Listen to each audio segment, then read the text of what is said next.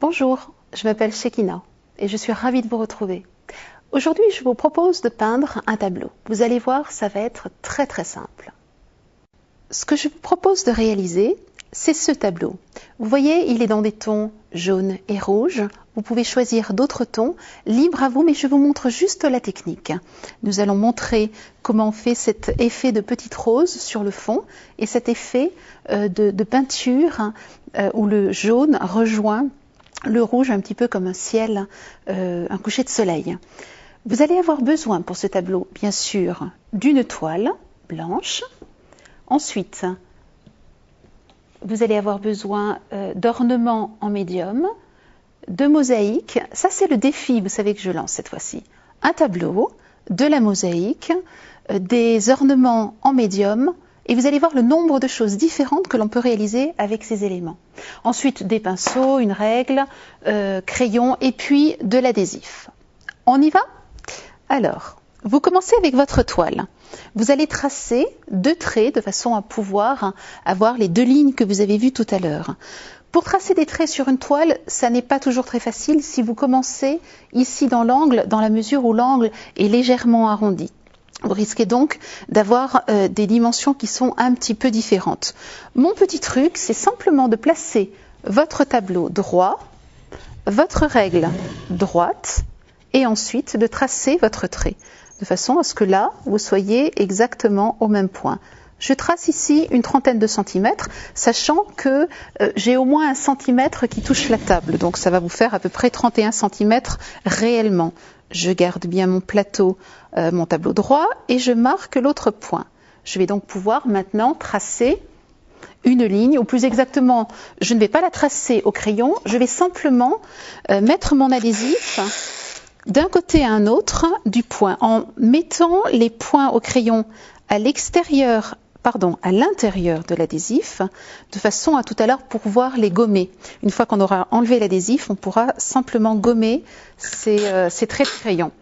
Alors, je découpe mon adhésif, je le place bien droit en fonction de mes traits, je le fais aller derrière et je vais bien aplanir, bien appuyer sur l'adhésif de façon à ce qu'il tienne bien et que nous n'ayons pas de risque de peinture qui se retrouve dessous. Nous allons donc commencer, donc vous voyez 3 parties. Oui, j'ai oublié de vous dire une chose qui est importante, je me suis un petit peu avancée dans le travail, c'est-à-dire que je viens de vous montrer cette partie, l'adhésif, j'ai fait exactement la même chose de l'autre côté, ce qui fait que nous avons bien 3 parties, 2 grandes et une petite centrale sur laquelle nous mettrons tout à l'heure la mosaïque. Nous commençons donc par cette partie.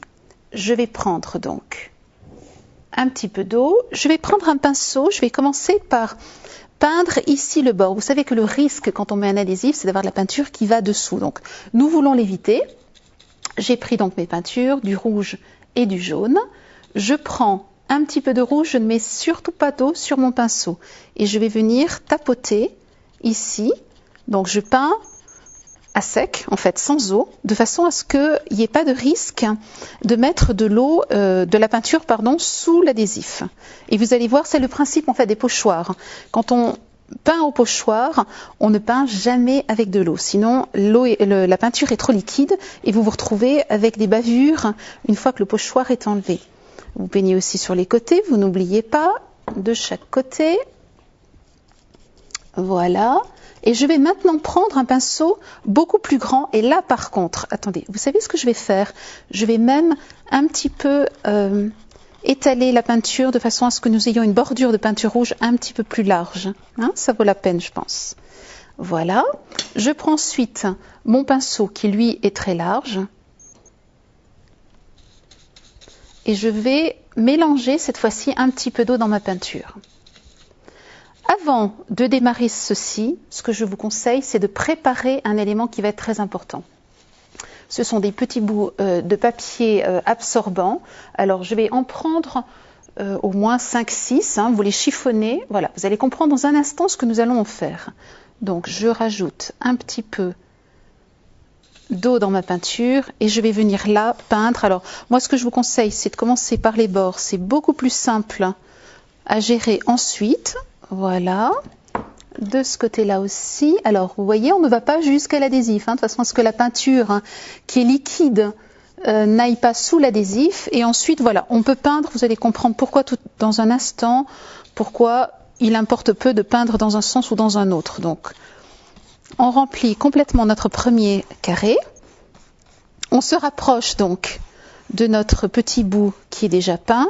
Alors pour éviter qu'il y ait trop de limites et que vous ayez une bande qui est un petit peu plus foncée que le reste, vous allez vous rapprocher, vous voyez, frotter un petit peu de façon à rendre les choses plus homogènes. Voilà. Une fois que vous avez fait ceci, je pose mon pinceau, je prends mes chiffons de peinture et je vais créer cet effet un petit peu rose.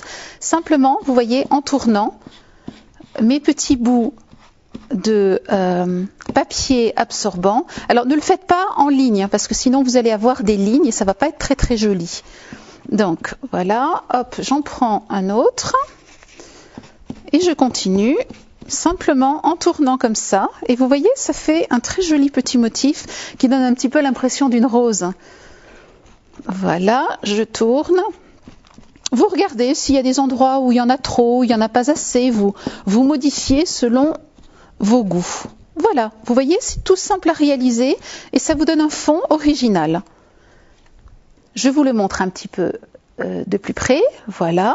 Maintenant, ce que nous allons faire, c'est le même principe. Mais cette fois-ci, nous allons avoir deux couleurs et on va lier ces deux couleurs ensemble pour donner un petit peu cet effet coucher de soleil. On part là encore d'une peinture sans y ajouter de l'eau, donc je tamponne, je commence par les bords, voilà, je tamponne tout le long, toujours le même principe, celui du pochoir, on ne rajoute pas d'eau, voilà, de façon à ce que je n'ai pas à me rapprocher tout à l'heure avec un pinceau qui comporte un peu trop d'eau des bords, comme ça j'aurai une délimitation qui sera propre, voilà. Bien, maintenant, je prends un autre pinceau. Voilà la raison pour laquelle j'ai deux pots avec de l'eau, parce que j'ai deux couleurs, donc je veux bien dissocier les deux couleurs. Je vais prendre cette fois-ci mon jaune et je vais faire la même chose de l'autre côté, avec de la peinture sans eau, de façon à ce qu'elle ne passe pas sous l'adhésif. Voilà. Vous voyez, c'est rapide, Vous pouvez vous amuser à mélanger des couleurs. Je vous montrerai tout à l'heure d'autres modèles avec des roses, des gris. Vous pouvez jouer avec des bleus. Ça vous donne des effets très différents les uns des autres. Voilà, une fois que nous avons fait ceci, je vais faire une bande. Vous voyez, j'ai pris simplement un petit peu de peinture et je vais faire une bande de couleurs. Je vais y rajouter un tout petit peu d'eau cette fois-ci. Une bande de couleurs ici.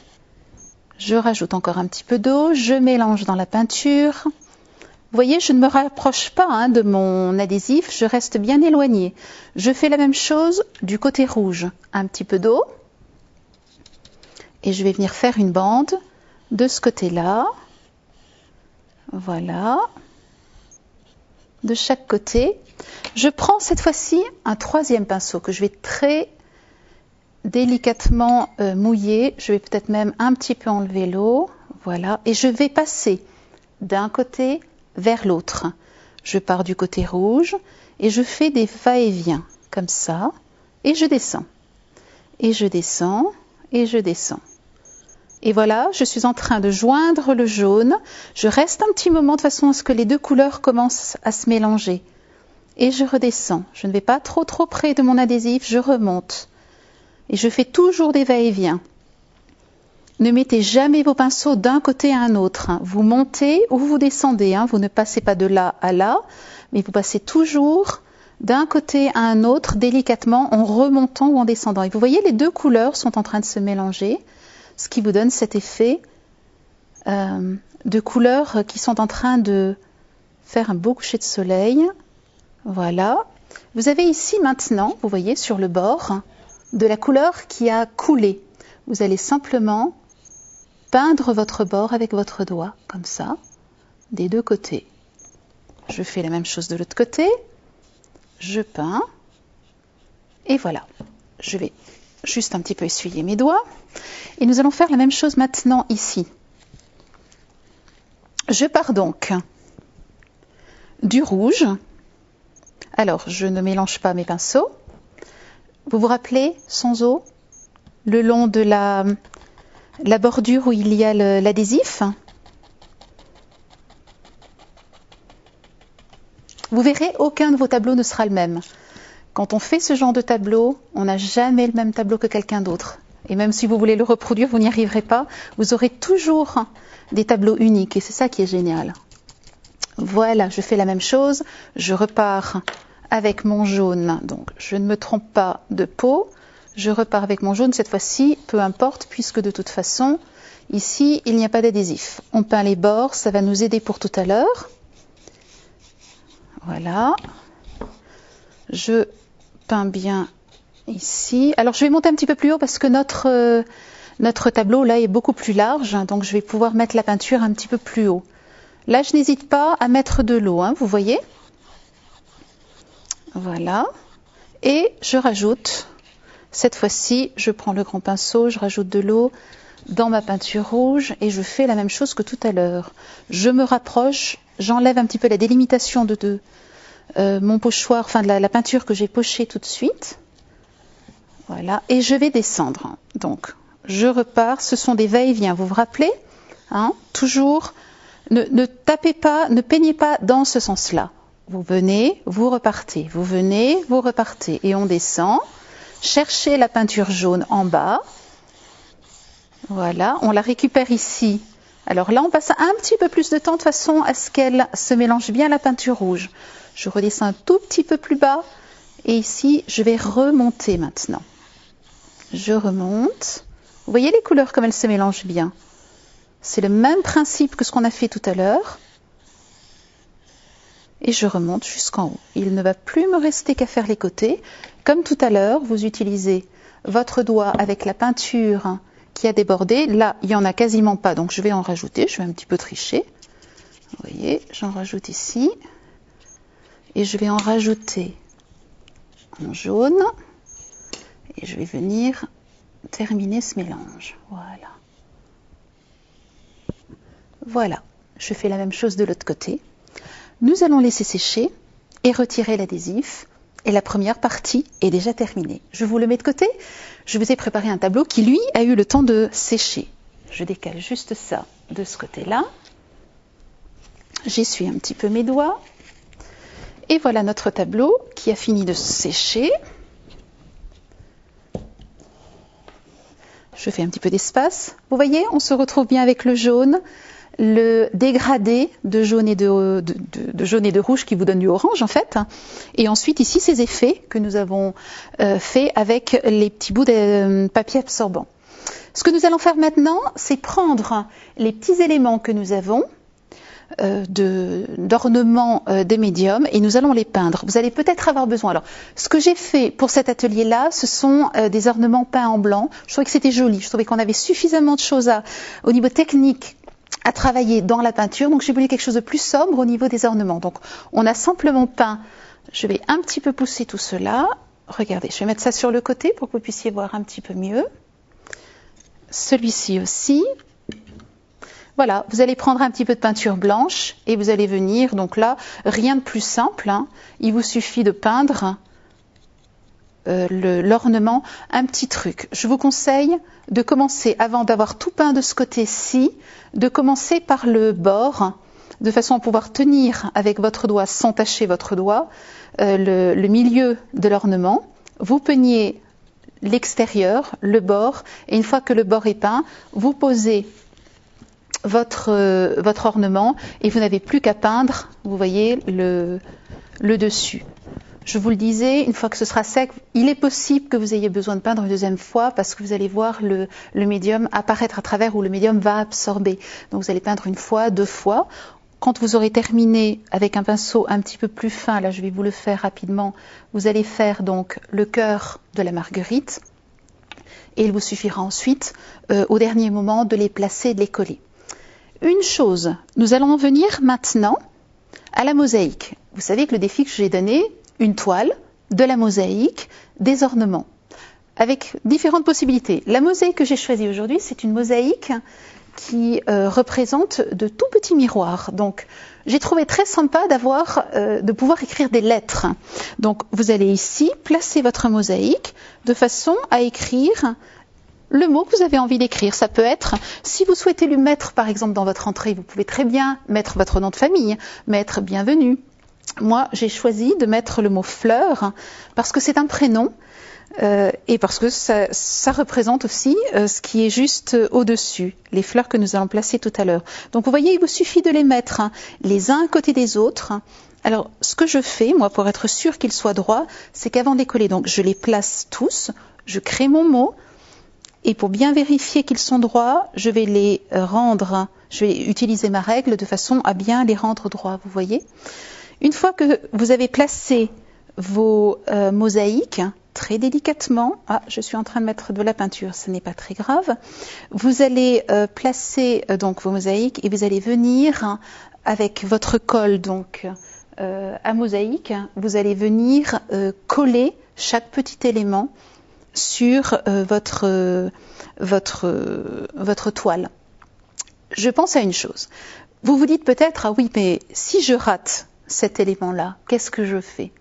C'est très simple. Si vous avez un petit peu de peinture qui a bavé, vous pouvez avec un petit pinceau fin avec la peinture blanche venir nettoyer le bord de la bavure, ou si vous avez bavé, si la peinture a bavé un petit peu plus, il y a un truc tout simple. Vous décalez votre mosaïque et vous la mettez simplement ici, vous voyez, vous cachez en fait. Et vous pouvez à ce moment-là faire 2 bandes de mosaïque et vous aurez ici 2 bandes de miroir. Vous pouvez aussi mettre un ruban ou mettre de la dentelle. Vous allez voir tout à l'heure un modèle avec de la dentelle, donc vous pouvez aussi utiliser de la dentelle. Une fois que tout cela est placé, je vous l'ai dit, il ne vous reste plus qu'à le coller. Et nous allons retrouver le tableau de tout à l'heure. Voilà, vous vous retrouvez? Nous avons bien nos 2 bandes, ici. J'ai placé mon mot, je l'ai collé. J'ai placé mes différents éléments après les avoir peints en blanc. Et puis je me suis dit, tiens, ce serait sympa de retrouver un petit peu de mosaïque au-dessus. Donc j'en ai mis un petit peu au-dessus. J'en ai mis un petit peu dessous. Ce grand carré était un petit peu large, sans rien, mais je ne voulais en même temps pas trop le charger. Donc j'ai juste mis 3 éléments de mosaïque et puis j'ai terminé avec ces 3 petits éléments tout blancs. Vous voyez, c'est vraiment simple à réaliser. Alors régalez-vous. Je vous montre aussi les autres éléments que vous pouvez réaliser, toujours avec ce même principe. De la mosaïque, de la peinture, des ornements et d'autres couleurs, vous allez voir. Je vous présente maintenant quelques éléments, toujours dans le même thème, mais avec d'autres motifs et d'autres couleurs, d'autres ornements. Vous avez par exemple celui-ci qui est totalement différent. Mais vous retrouvez bien les ornements, la mosaïque et bien sûr la toile. Mais vous voyez, des coloris complètement différents. Je vous rappelle que tous ces éléments, vous les retrouverez, toutes ces décorations, vous les retrouverez sur les sites, dans les fiches techniques, où vous aurez un pas à pas pour chacune de ces couleurs différentes. Je la remets derrière et je vous en présente d'autres. Dans des tons beaucoup plus pastels pour ceux qui aiment le pastel ou celles qui aiment le pastel, et toujours avec une couleur unie cette fois-ci. Vous voyez les ornements unis. Nous retrouvons notre effet rose, vous savez, que nous avons fait avec les papiers absorbants. Vous voyez ce dont je vous parlais tout à l'heure, le ruban ou bien la dentelle. Cette fois-ci, nous avons écrit le mot rose, une petite rose, et des éléments en une seule couleur. Sans chercher à compliquer, le fond est suffisamment riche pour se permettre d'avoir des éléments d'une couleur unie. Voilà une autre possibilité.